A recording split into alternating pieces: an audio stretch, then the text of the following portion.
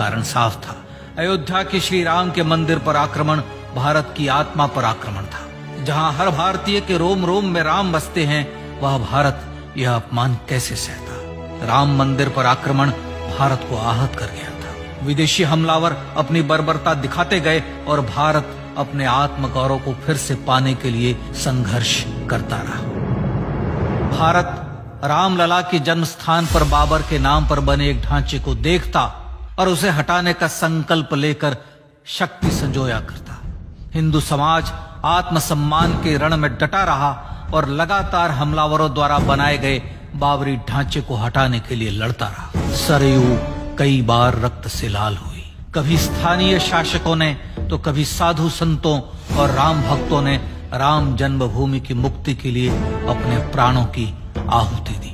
74 बार युद्ध हुए। हम कुछ मोर्चे हारे, पर रण जीतने का संकल्प कभी कम नहीं हुआ। हिंदू समाज तलवारों से रक्त रंजित हुआ, पर उसने हार नहीं मानी। उसका संकल्प अजेय था। 15 अगस्त 1947 को देश की आजादी के साथ सैकड़ों सालों से चले आ रहे इस संघर्ष में नई ऊर्जा और एक नया मोड़ आया। अचानक 23 दिसंबर 1949 को बाबरी ढांचे में श्री राम लला प्रकट हुए। हजारों राम भक्त दर्शन के लिए उमड़ पड़े।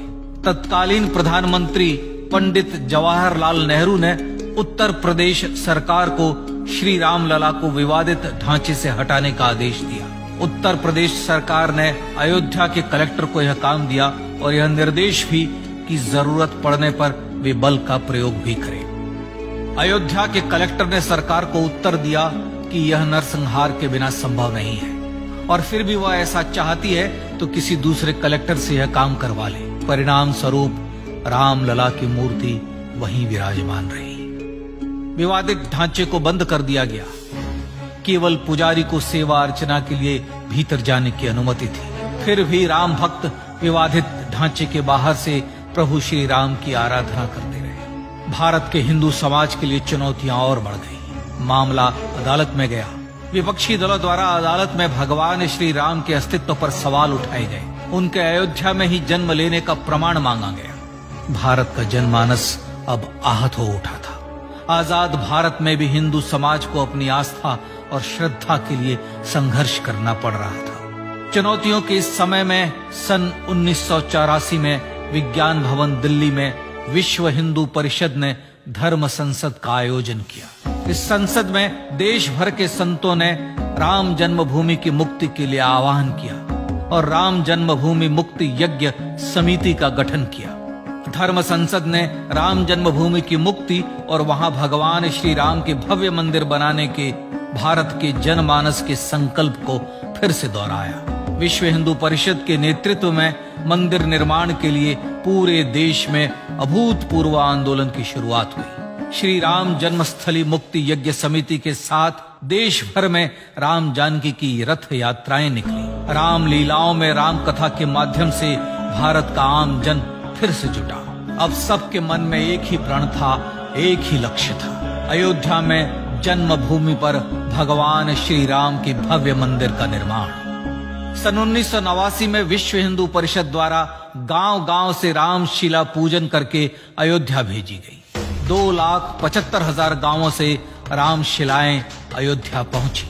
भव्य राम मंदिर के शिलान्यास का निर्णय हुआ। पूज्य संत महात्माओं और हिंदू समाज के अन्य प्रमुख नेताओं के निर्णय के अनुसार अनुसूचित जाति के प्रमुख नेता श्री कामेश्वर चौपाल ने 9 नवंबर 1989 को मंदिर निर्माण का पहला पत्थर रखा। राम जन्मभूमि पर मंदिर निर्माण के लक्ष्य की पूर्ति के लिए सन 1990 में सोमनाथ से अयोध्या के लिए श्री लाल कृष्ण आडवाणी ने रथ यात्रा की शुरुआत की। देश में जन भावनाओं का ज्वार उमड़ने लगा। श्री लाल कृष्ण आडवाणी के रथ यात्रा के साथ साथ मंदिर के लिए जन समर्थन बढ़ने लगा और छद्म सेकुलरवाद बेनकाब होने लगा। इस जन आंदोलन को रोकने की तमाम कोशिशें हुई, पर सब व्यर्थ हुई। विश्व हिंदू परिषद ने देशवासियों से अयोध्या में जन्मभूमि पर मंदिर निर्माण के लिए 30 अक्टूबर और 1 नवंबर 1990 को कार सेवा का आह्वान किया। परिणाम स्वरूप लाखों राम भक्त कार सेवा के लिए देश के कोने कोने से अयोध्या आए। इससे देश की एकात्मता का विराट दर्शन हुआ। कार सेवकों को रोकने के लिए उत्तर प्रदेश के तत्कालीन मुख्यमंत्री श्री मुलायम सिंह यादव ने अयोध्या में परिंदे को भी पर न मारने देने की घोषणा की। स्थितियां गंभीर हो गई। अयोध्या से 200 किलोमीटर दूर रेलगाड़ियां रोक दी गई। अयोध्या युद्ध भूमि बना दी गई। मार्ग बंद, रेल बंद, चप्पे चप्पे पर पुलिस। अयोध्या सैनिक छावनी में बदल गई। राम नाम पर ऐसी पाबंदी कि अर्थी ले जा रहे लोगों तक को रोका गया, क्योंकि वे राम नाम सत्य कह रहे थे। लेकिन सैकड़ों किलोमीटर की यात्रा कर कार सेवक अयोध्या पहुंचने लगे। राम के गीत गाते, होठों पर हंसी और पांव में छाले लिए राम काज के लिए राम भक्त देश विदेश से अयोध्या पहुंच ही गए। कार सेवकों पर गोलियां चली। अनेक कार सेवक शहीद हुए। आजाद भारत में जन्मभूमि पर राम मंदिर के लिए कार सेवकों ने फिर एक बार अपना बलिदान दिया, पर कार सेवकों ने विवादित ढांचे पर भगवा फहरा ही दिया और इस तरह कार सेवा सफल हुई। श्री राम जन्मभूमि आंदोलन ने भारत की सुप्त आत्मा को झकझोर कर जगा दिया था। विश्व हिंदू परिषद ने फिर एक बार 6 दिसंबर 1992 को कार सेवा का आह्वान किया। राम भक्तों को कार सेवा करने देने के लिए अदालत में प्रार्थना की गई, पर अदालत ने कोई निर्णय नहीं दिया। परिणाम स्वरूप बौद्ध, जैन, सिख, स्वामीनारायण संप्रदाय, गायत्री परिवार, हर पंथ मत विचार के हिंदू एकत्र हो गए। छूत अछूत का भेद मिटा, जाति की पहचान मिटी। हम सब हिंदू, हम सब सिंधु बन गए। राम सिंधु में ज्वार उठा और देखते ही देखते 6 दिसंबर 1992 को श्री राम जन्मभूमि से बाबरी ढांचा सदा के लिए हट गया।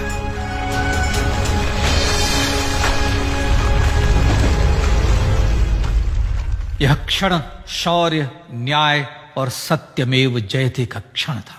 यह तो धर्मस्ततो जय का क्षण था। पर संघर्ष की गाथा यहां जाकर भी नहीं रुकी। छद्म सेकुलरवादियों द्वारा भारत और भगवान श्री राम के इतिहास को झुठलाने के लिए अदालतों में चुनौतियों का सिलसिला चलता रहा, जो 1950 से चल रहा था। हिंदू सिखों के बीच से गुजरते हुए भगवान श्री राम का दर्शन करने के लिए विवश थे। यह स्थिति थी आजाद भारत में श्री राम और राम भक्तों की। पर सत्य को तो जीतना ही था। आखिरकार देश के सर्वोच्च न्यायालय के 5 जजों की खंडपीठ ने 9 नवंबर 2019 को ऐतिहासिक निर्णय दिया और यह कहा कि अयोध्या जन्मभूमि परिसर की पूरी 67 एकड़ भूमि रामलला की। और न्यायालय ने भारत सरकार को जन्मभूमि पर मंदिर बनाने के लिए एक ट्रस्ट बनाने का आदेश दिया। सर्वोच्च न्यायालय के आदेश के अनुसार भारत सरकार ने 5 फरवरी 2020 को श्री राम जन्मभूमि तीर्थ क्षेत्र नाम के ट्रस्ट का गठन किया और राम जन्मभूमि न्यास की भूमि जो सरकार द्वारा अधिग्रहित की गई थी, उसे ही नवनिर्मित न्यास को वापस दे दिया गया। 5 अगस्त 2020 को भारत के प्रधानमंत्री श्री नरेंद्र मोदी ने श्री राम जन्मभूमि तीर्थ क्षेत्र के अध्यक्ष पूज्य महंत नृत्य गोपाल दास, राष्ट्रीय स्वयंसेवक संघ के पूज्य सरसंघ चालक डॉक्टर मोहन भागवत एवं उत्तर प्रदेश के मुख्यमंत्री श्री योगी आदित्यनाथ की उपस्थिति में श्री राम जन्मभूमि पर भगवान श्री राम के भव्य मंदिर के लिए भूमि पूजन कर निर्माण कार्य का शुभारंभ किया। इस तरह लगभग 500 वर्षों से राम जन्मभूमि की मुक्ति के संघर्ष का पटाक्षेप हुआ। अपने आत्मसम्मान और राष्ट्रीय अस्मिता के लिए इतना लंबा संघर्ष विश्व के इतिहास में बेजोड़ है। श्री राम भारत की आत्मा, भारत की परिभाषा, हमारे राष्ट्रीय आदर्शों और जीवन मूल्यों के प्रतिनिधि मर्यादा पुरुषोत्तम हैं, जो हर हिंदू के होठों पर जन्म से मृत्यु तक रहे। बस यही हर हृदय में प्रार्थना होती है। राम भारतीय राष्ट्रीय स्वाभिमान और आसेतु हिमालय से समुद्र पर्यंत तक जन जन को एकात्मता के बंधन में बांधने वाले रक्षा सूत्र है। अयोध्या स्थित श्री राम जन्मभूमि पर बाबर का हमला वास्तव में भारत के स्वाभिमान और राष्ट्रीयता पर हमला था। प्रधानमंत्री श्री नरेंद्र मोदी द्वारा श्री राम जन्मभूमि पर राम मंदिर का पुनः निर्माण न केवल बाबरी मानसिकता का पराभव है, बल्कि संपन्न, सुखी, सुसंस्कृत, सर्वशक्ति संपन्न स्वराष्ट्र का सूर्योदय भी है। यह उस राम राज्य की दिशा में वह कदम है जिसकी अभिलाषा राजराजेंद्र चोल, कृष्णदेव राय, छत्रपति शिवाजी महाराज से लेकर महात्मा गांधी तक ने की थी। अयोध्या में जन्मभूमि पर भगवान श्री राम का मंदिर न सिर्फ राष्ट्रीय गौरव होगा, बल्कि वह श्री राम के आदर्शों का राष्ट्र मंदिर होगा। अब वह महान संकल्प पूरा होने जा रहा है। आइए इस राम यज्ञ, राष्ट्र यज्ञ में जिन ज्ञात और अज्ञात भारतीयों ने अपनी आत्माहुति दी है, उनका पुण्य स्मरण कर उन्हें श्रद्धांजलि दी।